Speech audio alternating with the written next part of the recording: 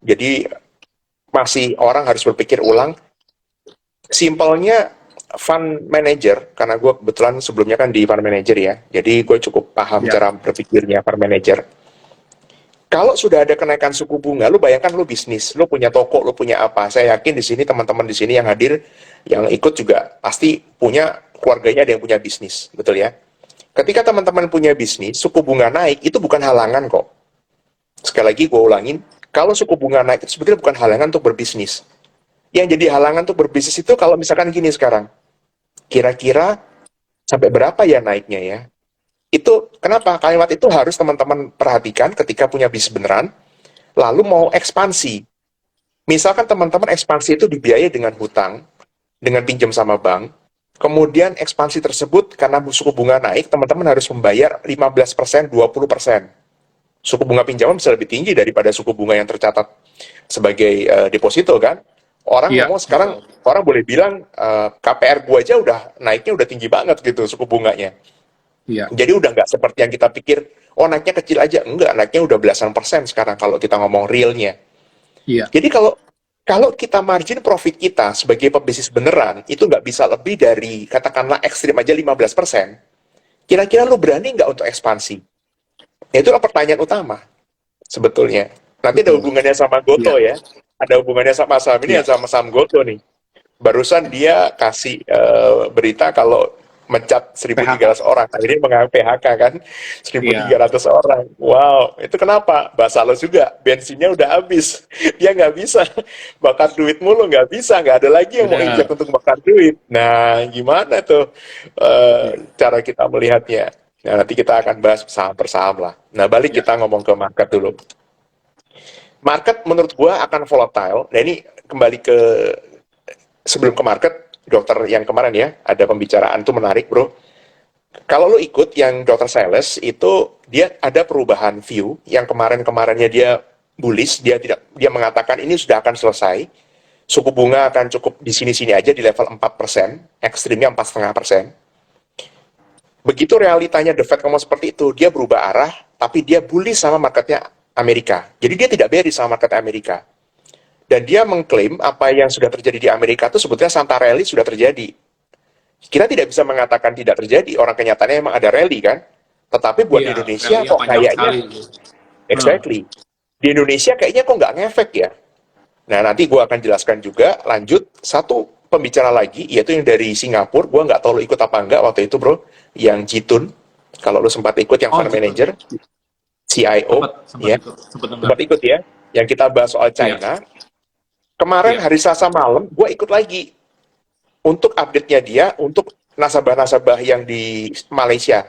Jadi institusi lah levelnya ya. Dia bilang begini, Iya, dia yakin China itu kalau si Dr. Sales long US, short China, dia bearish sama China. Tapi kalau si Jitun ini, dia hari Selasa malam bilang dia long China. Buat teman-teman yang hadir pada malam hari ini, saya mau tekankan, jadi jangan berpikir kalau satu perusahaan, satu sekuritas itu harus satu view, enggak juga. Satu perusahaan betul. RHB itu seluruhnya di dunia ini harus satu view, enggak juga. Betul. Kita di Malaysia boleh bilang gimana, di Singapura boleh bilang gimana, karena masing-masing punya tanggung jawabnya. Kalau Dr. Silas, Iya, dia sebagai ekonom, dia melihatnya dari data-data ekonom, sebagai ekonom gitu ya. Tapi kalau si Jitun ini, dia itu kan sebagai fund manager, dia harus tempatkan uangnya kan. betul. Jadi uangnya dia harus ngikutin penjelasannya dia. Nah kalau yang Ya, ekonom mungkin tidak seperti itu. Tapi kalau fund manager, benar apa salahnya akan gampang kelihatan dari performanya reksadananya atau unit trustnya atau mutual fundnya dia. ya, Sesederhana itu. Nah itu yang menarik, satu satu perusahaan atau satu RHB bisa punya dua view dan itu nggak masalah buat kita karena buat nasabah harus memahami dua view tadi. Nah kembali ke konteksnya kita sama, gue sama lu sama nggak harus sama-sama sepakat, betul kan? Kalau kita sama-sama sepakat, masih ingat nggak kita pernah buat suatu acara buat gue terkenang banget yang kita undi, boom, kita mengundi. bom. Masih ingat ya, Iya, waktu itu kita undi, lu pegang boom atau gue yang pegang boom atau lu yang pegang bass, gue yang pegang bass gitu ya, bass gitu kan. iya, Nah, eh, singkat cerita adalah, nggak tahu masih ada rekamannya apa enggak, nanti silakan ditonton. Ternyata yang gue kebagian itu yang gue nggak advocate itu, gue nggak support itu sebetulnya. Yang lu kebagian, lu nggak support itu. Jadi kita di beda tempat, tapi juga dapatnya juga beda tempat juga, beda view, dan kita harus mempresentasikan suatu view yang sebenarnya kita nggak meyakini view tersebut gitu. Itu kan Iya, kita harus mencari tahu kan alasannya kenapa. It will be interesting untuk dilakukan lagi di lain waktu gitu ya. Ya itu sama. iya. Waktu kita sebagai fund manager atau kita sebagai trader ataupun investor, sebetulnya cara kita melihat market itu harus seperti itu. Gue harus konsult sama lu, bro. Menurut lu gimana? Tapi kalau misalkan lu mengatakan sesuatu, gue harus bilang begini. Tapi kan harusnya begini. Nah gitu loh. Jadi gue harus men-challenge lu terus. Dan sebaliknya, Iya. kalau gue mengatakan sesuatu, misalkan gue bilang, marketnya ini gue lihat ya, ada MA 200 gitu-gitu, ini harusnya koreksi dulu, ya lu boleh dengan kedewasaan maksudnya ya, lu challenge aja. Tapi kalau kita lihatnya mungkin pakai MA 60-nya atau MA 50-nya, MA 100-nya, bla bla bla, dan selanjutnya gitu. Karena kenapa? Karena market tidak bekerja satu arah saja. Itu. Jadi, kalau market itu bekerja satu arah, naik terus, nggak ada turunnya. Yang mau cari buy on weakness nggak bisa. Dan sebaliknya, kalau market dibilang turun semua, nggak ada rebound-reboundnya sama sekali, itu nggak mungkin. Market itu ada, sekali lagi market itu ada karena ada yang mau beli dan ada yang mau jual. Itulah kenapa gue kembalikan ke soal Bitcoin sedikit atau cryptocurrency sedikit ya. Market itu diadakan, bukan market itu ada. Nah itu Setuju. poin gue sebelum kita ya tuh ya final. Karena Gue nggak karena akan emang bahas lagi. karena emang gue juga awalnya dari nggak percaya apa nih Bitcoin, setelah itu naik sampai tinggi, akhirnya ada penjelasan dan percaya, dan and then boom gitu, and then Exactly. jatuh dan satu-satu sedikit demi sedikit collapse gitu, gitu. Yes, Dan emang gue betul, juga betul. setuju sih bos. Cukup setuju juga kalau apa ya, di dunia ini nggak selalu harus kita setuju terus, dan kita juga pasti ada orang yang nggak setuju juga gitu kan. Jadi emang sebuah perusahaan atau sebuah kondisi itu ada sisi positifnya dan ada sentimen negatifnya juga gitu. Jadi memang kita hidup di dunia yang emang pasti kan nggak pasti 100% perfect gitu kan. Pasti ada orang yang bullish, ada orang yang bearish juga gitu kan. Gitu. Betul, Nah, betul. kalau kita terlalu bearish dan kita, ya pertanyaan gue gimana caranya kita bisa jadi orang yang objektif dan kita nggak terlalu bearish tentang satu hal, dan kita nggak terlalu bullish juga yang akhirnya kita bisa kejebak gitu. Ya, gue belajar ini dari satu nasabah besar, bro. Gue belajar ini, betul-betul belajar serius.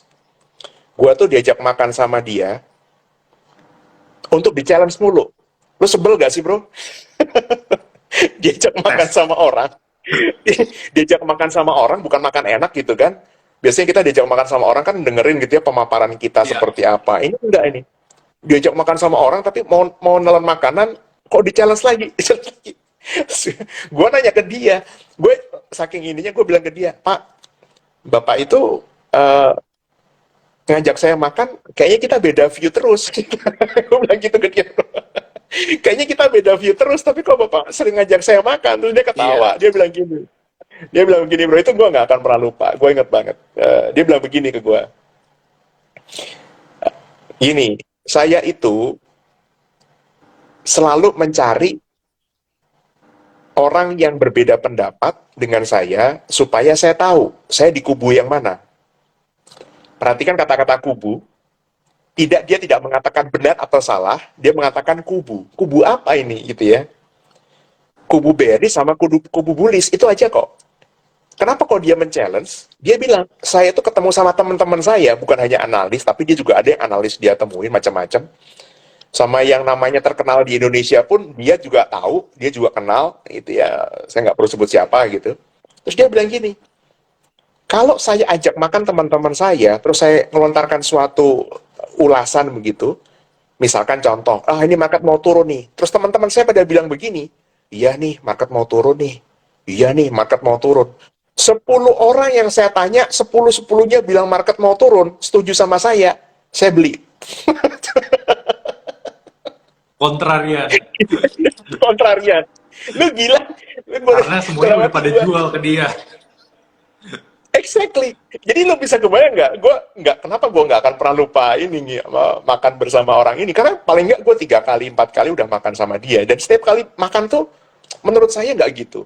Menurut saya nggak gitu. Dan dia meminta, kayak seperti meminta gue untuk menegaskan, atau tepatnya, gue harus bisa membuktikan ulasan gue gitu ya. Dan gue selalu Iya. berkata, Pak, market nggak ada yang betul-betul tahu, Pak. Itulah kenapa dia mengatakan. Ya kan? Jadi saya nggak bisa untuk kemudian harus memastikan apakah ulasan saya benar apa tidak. That's right. Dia bilang itu yang mau saya tekankan. Saya tidak mencari ulasan yang benar. Gitu. Saya mencari kontrarian mana yang lebih tepat untuk saat ini. Untuk saya kembalikan. Untuk Untuk saya dibalikan. balikan. Kalau kamu jual, saya beli. Exactly.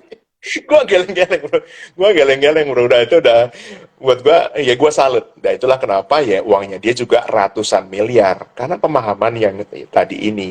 Kalau misalkan Iya. kita sebagai investor itu terus kemudian membutuhkan konfirmasi dari banyak orang, contoh BCA bagus nih gitu ya, hari ini BCA lagi naik gitu kan, BCA bagus nih, terus kemudian kita memberikan, didukung oleh banyak orang mengatakan oh BCA bagus, lu bilang BCA bagus, gue bilang BCA bagus, misalkan nanti ada yang di kolom pertanyaan, ada yang nanya ya, saham ini bagus Iya. nggak guys, boleh beli nggak gitu, terus kita sama-sama sepakat nih, oh boleh boleh boleh, jangan tuh habis itu turun. Bener gak?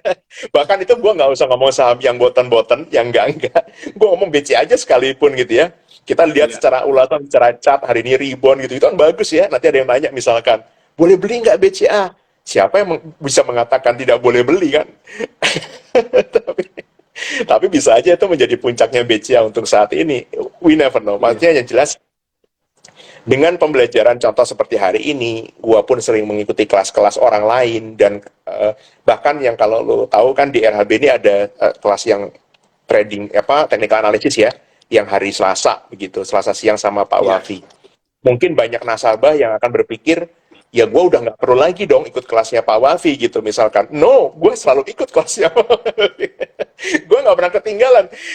Orang mungkin berpikir, ini kan kelasnya basic. No, buat kita yang benar-benar mau belajar, itu kita akan melihat pandangan orang lain, dan ketika dia mengulas, kita akan tahu kira-kira apa yang kita belum tahu, dan kita bisa dapatkan, oh iya ya, bisa juga seperti itu ya. We have to be humble lah, intinya seperti itu. Makanya kenapa IG Live kayak gini, buat gue juga, kita juga sama-sama belajar ya. Jadi kalau misalkan ada yang pertanyaan tuh kadang-kadang, waktu itu pernah tuh ada yang nanya agro di harga 600 bro. Gue tuh udah lama nggak ngeliatin agro, AGRO, bank Iya. digitalnya BRI, Bank Raya. Gue udah lama Digital, nggak ngeliatin bank digitalan. agro. Gue pikir masih 900, gue pikir masih 1000 something, gue tuh nggak minat gitu. Terus waktu gue IG live bareng sama salah satu apa Iya. namanya kantor perwakilannya IDX, ada yang nanya, terus gue cek, cakep banget ini chartnya, gue bilang gitu. Iya. Dari 600 terus naik. Nah itu buat gue juga sama. Hari ini pun buat gue ya, kita kembali ke market ya. Kita balik ke market. Buat gue sih rawan, cukup rawan. Nanti lo boleh buka chartnya ISG. Nanti tadi kan chartnya Amerika udah ya. Gue Iya. lanjutin dulu soal flow data yang berikutnya. Ini yang cukup unik, dan ini kita harus sama-sama mengakui, tidak bisa tidak, karena datanya ada. 1 minggu terakhir ini ada outflow di Indonesia market ya. 1 minggu ini. Dan ini salah satu penyebabnya dari tim risetnya Equity RHB. apa ya? Kalau ini kembali ke 1 minggu, ya. Di equity ya? Di equity, betul. Betul. Jadi ada outflow, dan outflow-nya ini diperkirakan mereka ini pindah eh, ke China sebetulnya outflow-nya. Jadi uangnya tuh pindah ke tempat negara lain lah. Jadi kalau kita mau bicara soal market Indonesia, kita harus tahu uang itu selalu bekerja itu kan seperti air kan, cari yang murah, cari yang, kita harus mengakui Indonesia sama China di saat ini, valuasi China jauh lebih murah daripada Indonesia. Betul ya? Tapi kalau misalkan kita tetap ngotot, ya nggak apa-apa juga, karena di Indonesia pun masih ada saham-saham yang murah-murah juga. Ada beberapa saham. Gue lagi ngeliatin beberapa consumer stock bro. Ini valuasinya murah banget, dan beberapa hari ini juga lumayan tradingannya, naiknya, turunnya cukup volatile. Tapi gue yakin juga ke depannya dengan suku bunga dan lain-lain, itu fund manager akan kembali ke consumer sektor. Menurut gue ya, itu tambahan sedikit. Kisi-kisi sedikit soal market lah, soal Oke, pilihan stok. Kalau soal kembali ke marketnya, lu coba boleh, lu balikan lagi kamera lu bro ke chartnya IISG. boleh. Ya, kita lihat ya, sebelum nanti kita masuk ke saham per saham. Nggak sih, tadi gue sempat kepikiran juga karena kemarin kan nih Taiwan Semiconductor. Karena Yes, kan correct. iya kemarin gue sempat kepikiran kalau krisis yang terjadi sekarang kan lagi krisisnya apa sih? Sekarang lagi krisisnya semiconductor. Gue kemarin sempat lihat-lihat ini juga nih Taiwan Semiconductor. Karena udah Yes. jatuh banyak sekali. Wow. Ini Dan, menurut gue ya cukup menarik sih Taiwan nah, Semiconductor. Tadi gue mau nanya lu nih. iya Oke, by betul, the way hal kita seperti lanjut ini, ke ya hal-hal seperti ini yang gua suka, karena gua hampir lupa, kalau lu nggak ngomong, gua lupa. Warren Buffett itu barusan beli sahamnya semiconductor ini, salah satunya di China, sorry Taiwan maksud saya. iya. Oh, Betul ya? mungkin sebelum gue lupa, gue kemarin tuh lagi sempat baca, ini kan rajin lah ya, rajin baca Iya. artikel, Iya. rajin baca koran juga.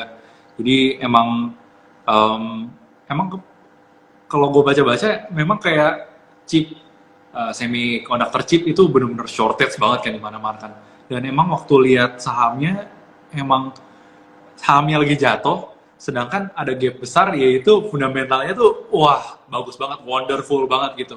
Jadi ya mungkin Warren Buffett ngikutin gua kali ya.